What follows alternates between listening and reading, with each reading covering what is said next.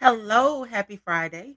It is me, Dr. Messina Morris, and I meant to do this last week, Friday, but I did not get a chance. And so these thoughts have just been circulating in my mind. And if something is circulating in my mind, it's going to keep playing a tune until I get it out there. So it's Friday, and it's the day I normally bring you a briefing on my up and coming or what I've done in the past. And today that was had for Angola Day 2026 at Morehouse College. And so I was asked to do a panel by one of my esteemed colleagues, Dr. Samuel Livingston, of which I greatly appreciated participating in because for a long time, even though I had thought about the continent of Africa and its digital economy, I had not really had an opportunity to speak much about my thoughts. And I hadn't really had an opportunity to really consider what I thought about it. And so these thoughts are really raw, these thoughts are really powerful, but I wanted to share with my audience because I felt like they were also extremely important. So, this is the Angola Day business forum that I was a part of, and it happened on last Friday, the 30th of January, in partnership with Morehouse College and the Association of Angolans in Georgia. And we had an opportunity to sit on a panel, at least I did, about building a shared digital future. And so we talked about how to leverage AI innovation, infrastructure, and governance for digital transformation. You can see here, I had such a wonderful time. I had on my African attire, of which I was able to procure at the HBCU Faculty Development Network Conference. And I was very proud to be invited by Dr. Livingston. This is he and I. And this is the president of the Angolans for Georgia Association. And this is one of my other colleagues. So we were there on a panel to discuss Angola and Angola's mineral wealth. So the discussion was co-hosted by Morehouse's Division of STEM and Metaverse Programs, which I'm the director of Metaverse Programs, and it examined how Africa's mineral wealth underpins the global digital economy and how this leverage can translate into technology transfer, skills, and innovation ecosystem. While I was at the conference, I had an opportunity to receive some materials from the Angolan Association of Georgia, and they showed me um, all of the different regions of Angola that existed. And I was able to look and really see the richness of the minerals that exist that are also a part of the supply chain in digital technologies. And it was heavy to look and see the amount of poverty that exists for Angolan people, to see a lot about the lack of education, opportunity, and how much of their mineral wealth is being exported. And it made me start to really think about technology and real hard truths.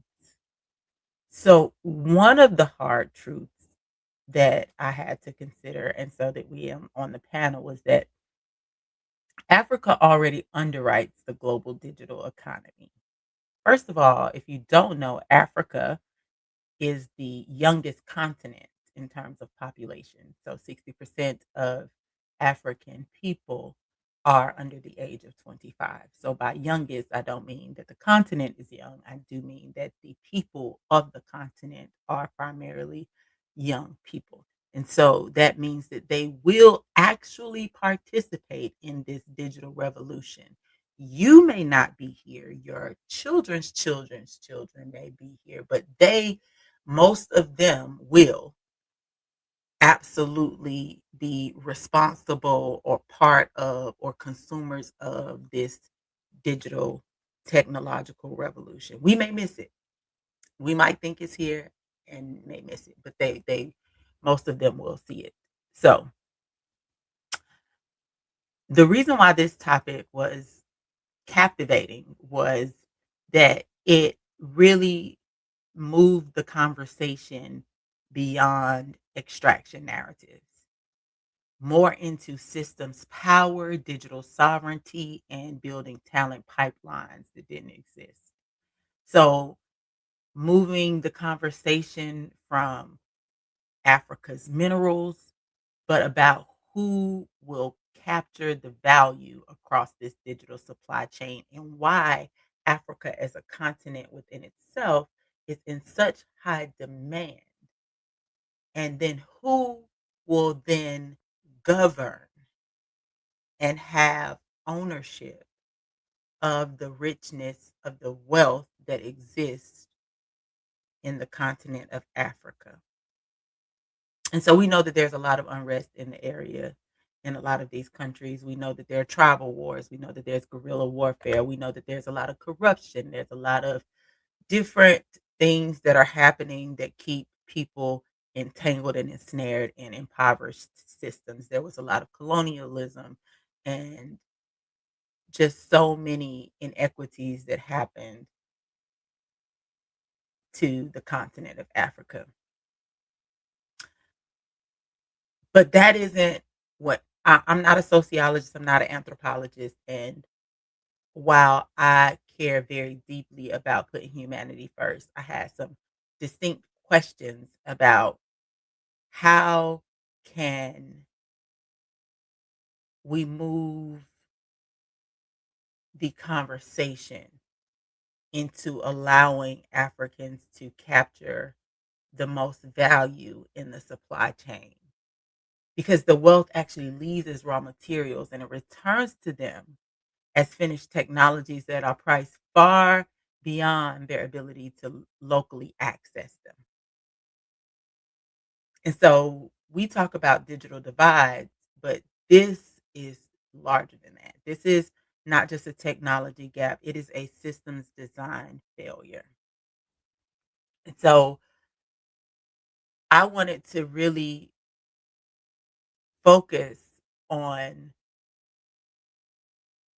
how does Africa benefit from all that we do in XR and AI, emerging technologies, semiconductors, using the wealth underneath their feet that they are unaware exists. And how do we redesign the ecosystem so Africa is indispensable beyond extraction? How can we center education beyond the borders of Morehouse College? And I say it like that because Morehouse College is one of their strategic plan and one of the United Nations Sustainable Development Goals talks about quality education and infrastructure and making sure that people of the Caribbean and of African descent across the diaspora in these developing countries are educated appropriately and properly. And so, as I centered on all of these wonderful conversations that we've had, I thought about the truth of the matter. What is the truth of what is going on? And how does what I do in education, in extended reality, in artificial intelligence, with neurodivergent populations, with historically black colleges and universities across the globe for all humanity. What's missing? And so I centered on a particular thesis for that particular panel that talked about mineral wealth of Africans. And it was that mineral wealth without human capital, IP ownership, and immersive training ecosystems is a missed opportunity.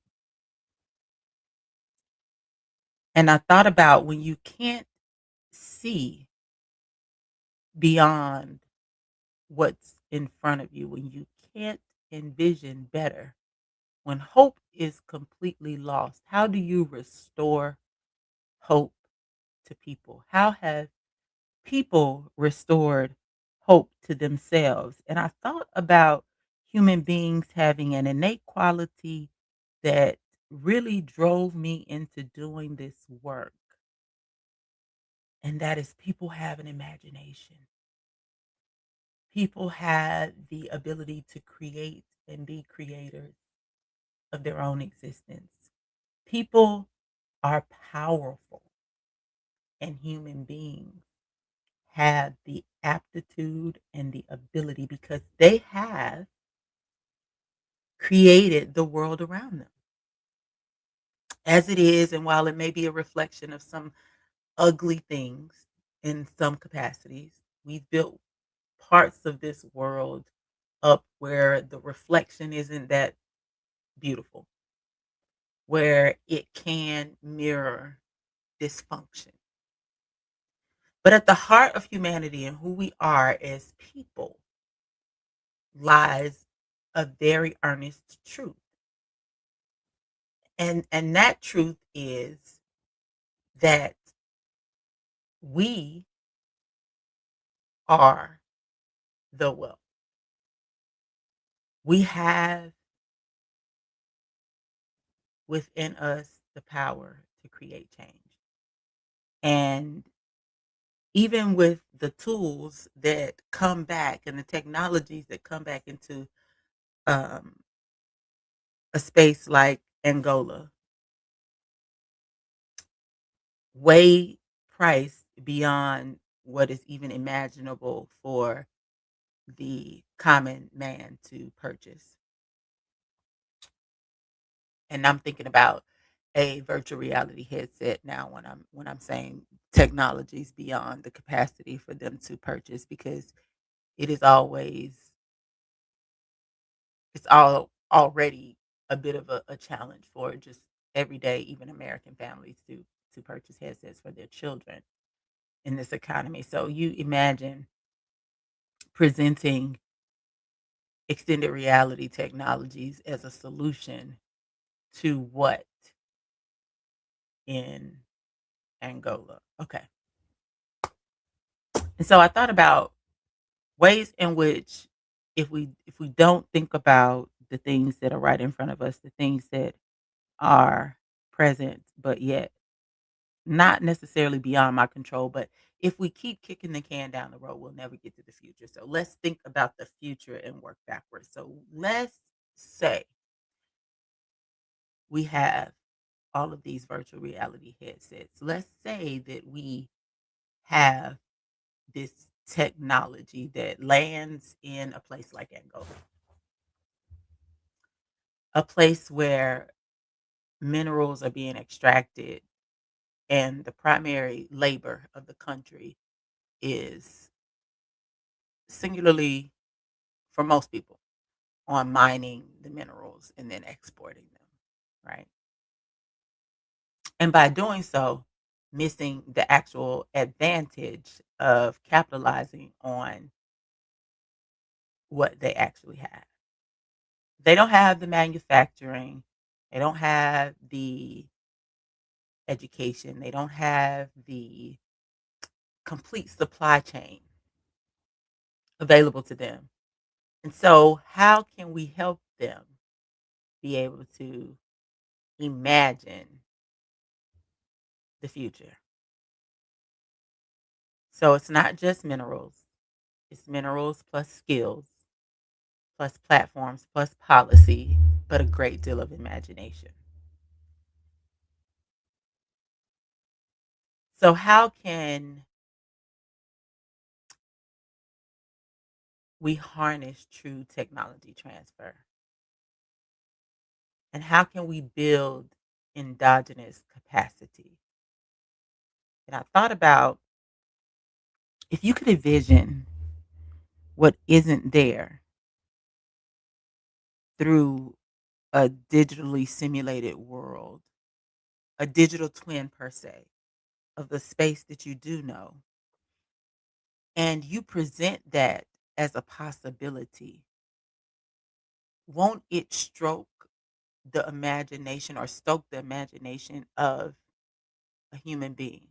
It did for us at Morehouse College. It did for students who were trying to understand the molecular world. It did for students in multimedia and storytelling to try to see how they could tell a story with equipment that they didn't have access to. It did for students across the globe who did not have chemistry labs or consumables to spend money on, but in virtual reality, they had access to as many of these tools that they need. And so the dogged repetition and the practice at the bench was still the same and translated into the future of them understanding I too can be a scientist, or I too can be a journalist, or I too can be an analyst, or I too can do a particular thing. And so, what if we had XR enabled technical training for building the infrastructure necessary throughout the supply chain for those African citizens, where there was technical training for material science, for semiconductor fabrication, for the data infrastructure. If there were actually AI powered tutoring systems that localized STEM education at scale,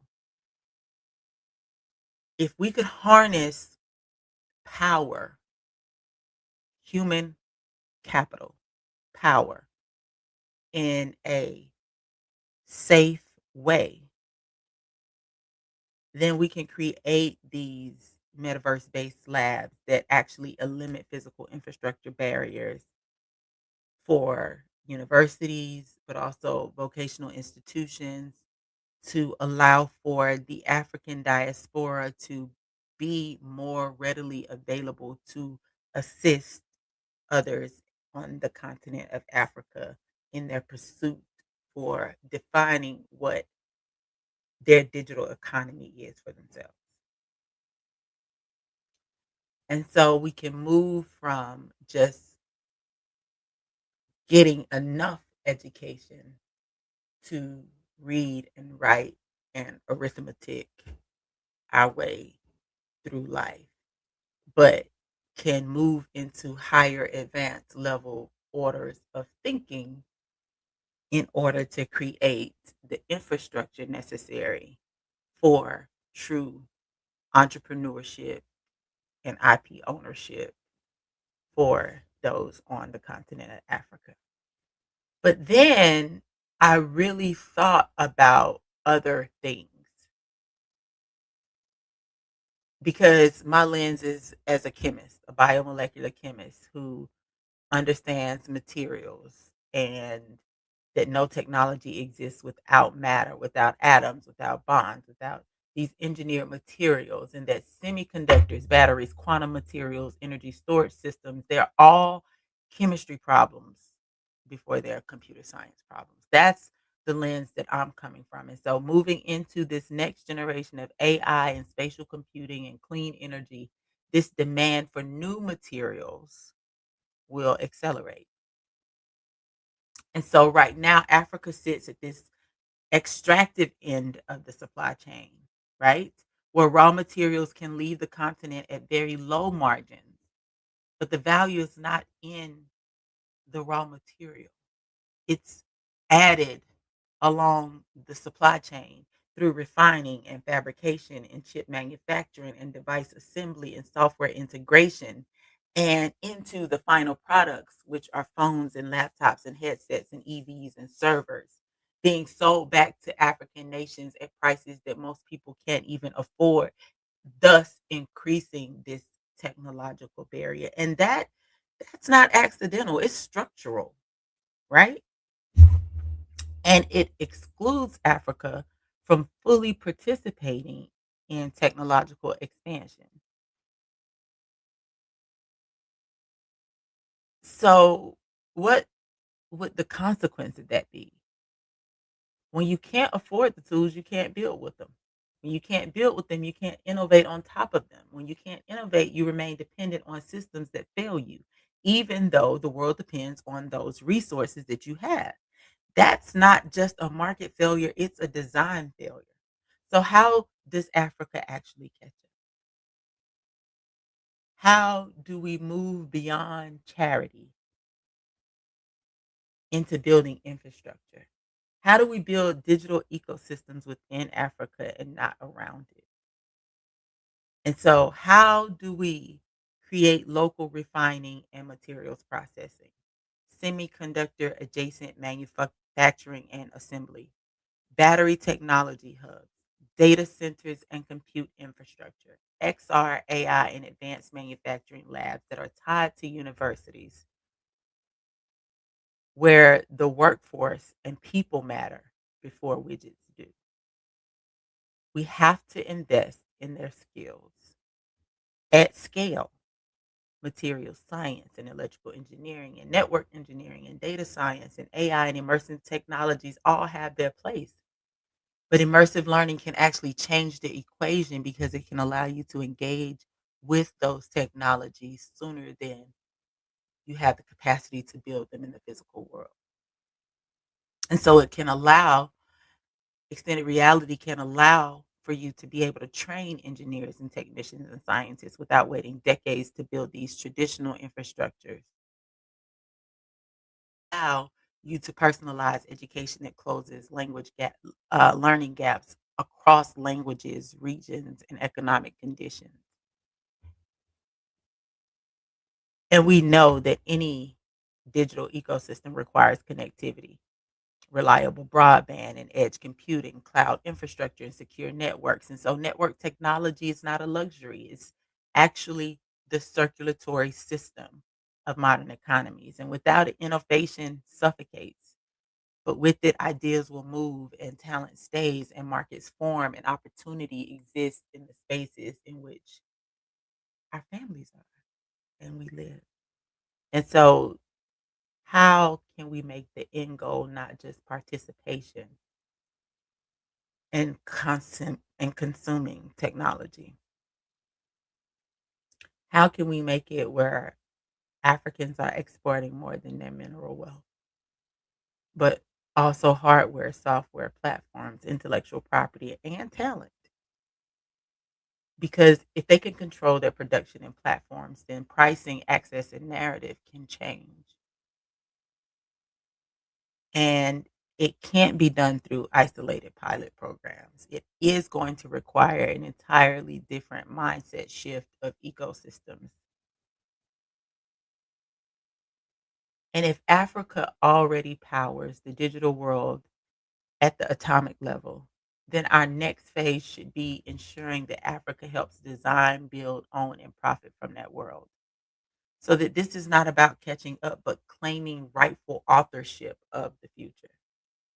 Because when a continent supplies the materials of tomorrow, it must also shape the systems of tomorrow. That was the conversation on the panel that I was on last Friday for Angola Day. It was a an eye-opening conversation for me as a scientist who does a lot of innovation and creation and training and development but it got me to really thinking about the vital links that need to take place to move Africa from extraction to a full value creation ecosystem.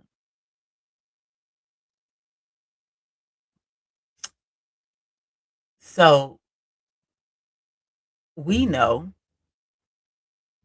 that Africa has significant future capacity, that its potential and capacity through education, immersive technologies, and innovation hubs can actually strengthen their economy.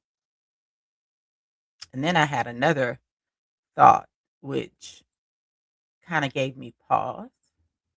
And this is a longer conversation, but if you bear with me, I was having a conversation with my AI chatbot, um, of which I do a lot of brainstorming with. And I had an opportunity to just kind of go back over the notes that I took about the Angola project and the African digital economy and how the African diaspora would be helpful in uplifting and leading, helping Africa lead this digital transformation so desperately needed. And I always look at things from a glass half full lens. Always, always, always. And then I thought about an article that a colleague sent me, and it talked about the true dystopian society that can exist through the exploitation of AI and other emerging technologies. And I really had to think about the ugly side of this. And as a scientist, we always are taught to develop a healthy skepticism about systems and about things and to critically analyze and think about every single perspective and angle before arriving at a decision. What does that data really suggest? What is it saying to you? What do those trends mean? And is it something that can be predicted or dismissed? Is it an anomaly? So I started thinking about dystopia happening within the advent of technologies coming aboard. But what if we aren't facing the poverty, the corruption, the low vibration energy, and low economic situations and crime riddled places, even nations where there's a lot of infighting and unrest? What if we need to be more intentional about the tech that we build?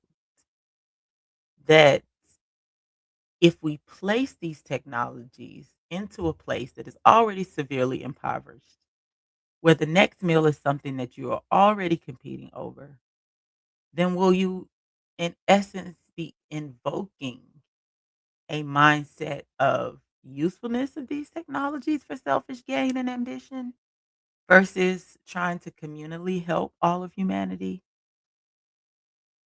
And could you very well be perpetuating the dystopia that you're trying to prevent by putting technologies in the hands of those who do not really understand the power in which they hold, and that the power in which they hold will be used to oppress others in a way that they have also been oppressed? And that gave me pause because I know it can happen. So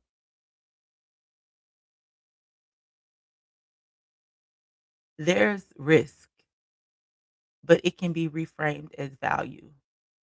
At the core of what I was thinking is this tension between technological optimism and human reality, where when community is operating primarily at the base level of Maslow's hierarchy of needs, what does it mean to introduce high cost, high power technologies without also parallel investments in food security and housing and healthcare and education and in trust infrastructure? How can we circumvent unintentionally doing several harms? Because when people are struggling to eat and they're surrounded by objects that symbolize power and wealth in the future, this message becomes your humanity is less valuable than access to tools, which is a dangerous inversion. Maslow himself was explicit that higher order pursuits, knowledge, self actualization, transcendence, are really unstable when those foundational needs are unmet. And technology does not override this reality, it actually amplifies it. And so then we have to think about scarcity psychology that tells you that when people are under constant material threat, that their cognitive bandwidth narrows and decision making becomes short term. And so it's very hard to think about the future when you're trying to live for the day, not because people are immoral, but because survival rewires your priorities. And so, one of the parts that many technologists refuse to confront is that oppression often reproduces itself through new instruments. So, groups that emerge from exploitation can, without deep healing and ethical grounding, replicate oppressive dynamics as well. And so, technology is not the purifier of intent, it can also scale intent. So, if I look at this glass half empty, how are we also perpetuating the very dystopia we claim to be preventing? And that's not just in the continent of Africa, that is globally. And it is a messaging problem. So, how can we reframe humanity to think about people before platforms and dignity before devices, community governance before individual ownership, where ethics, history, and healing occurs before acceleration? How can we introduce technology alongside food security and education and all the infrastructure like healthcare and local economic participation? And how can we have explicit ethical education that this tool does not make you powerful, but the choices that you make with these tools do? And that we look at local cultural values and not just ones shaped by Silicon Valley, and decide as a community what we value. And then how can you measure success by the reduction of harm done and the increased collective well being and not just the rate of which technology is adopted? So, yes, this is a spiritual and a moral question that I'm disguising as a technology question. But what does it truly mean to be human in a world of powerful tools? And that gives me pause because I don't want to just export innovation and cultivate transformation and harm more people. We're sitting in a world where people read less, write less, and are less literate than they should be with the amount of access to technology that they have.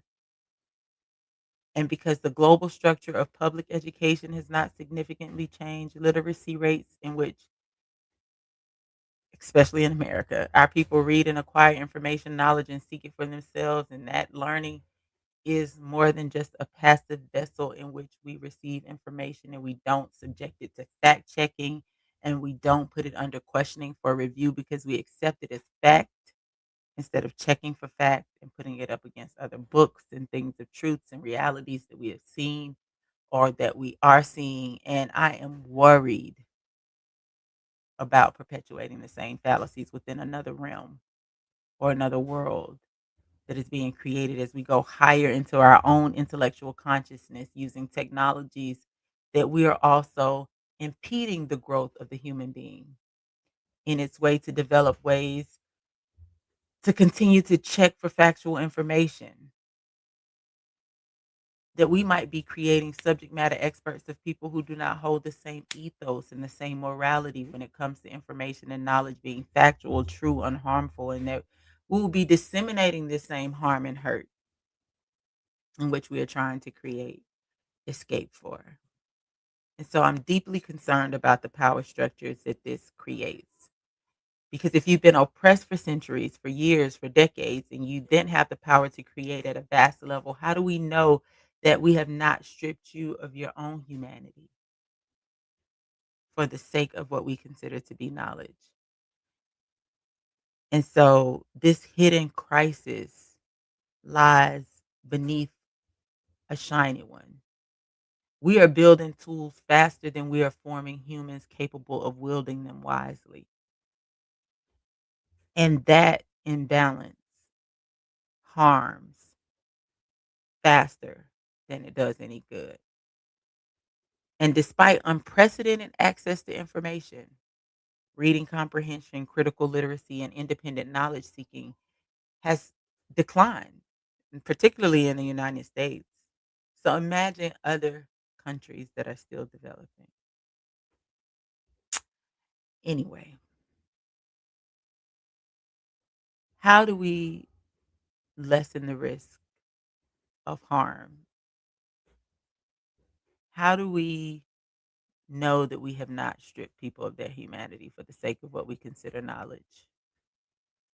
And what is the alternative?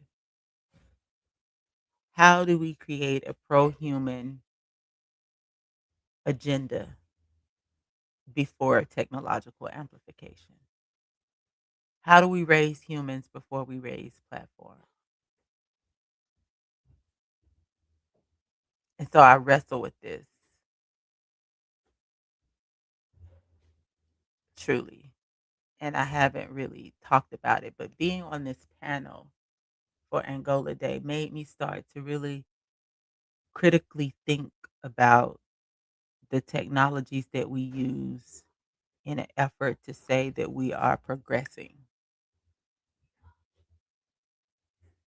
And what is the true intention behind the people in power behind these technologies? And how do we create community at scale? Because human beings are inherently capable of good and are profoundly shaped by conditions, incentives, formation, and power.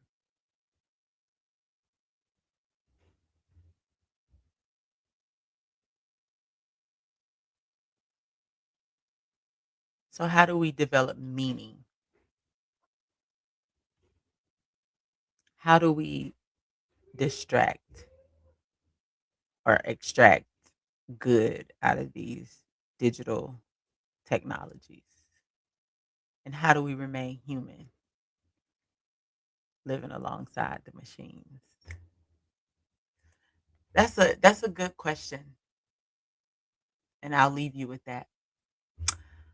And if you want to converse more about it, I'd love to chat.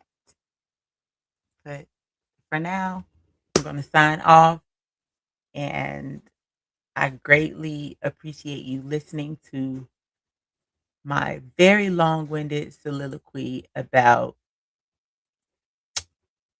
Angola Day, about what I learned,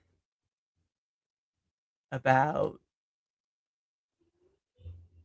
how do we continue to work together in the African diaspora, as citizens of this global society, how do we continue to help build the infrastructure necessary for all humanity to do well? And that's that. You can find me at unitethemetaverse.com. Happy Friday.